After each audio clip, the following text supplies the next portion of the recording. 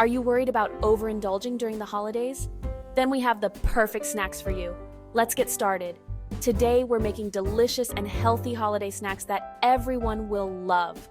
We'll start with cranberry almond energy balls. You'll need a cup of oatmeal, half a cup of cranberries, a quarter cup of almond butter, and a drizzle of honey. Mix everything in a bowl until it's well combined. Roll the mixture into bite-sized balls and let them cool in the fridge for 30 minutes. Easy, right? Now let's make some yogurt-dipped strawberries. Grab your favorite yogurt, dip fresh strawberries in it, and place them on a baking sheet. Freeze them for an hour, and there you have it, a sweet treat without the guilt. And how about some savory roasted chickpeas? Preheat your oven to 400 degrees Fahrenheit, 200 degrees Celsius. Toss the chickpeas with olive oil, salt, and your favorite spices. Roast them for 25 minutes, and give them a shake halfway through. Crunchy and delicious.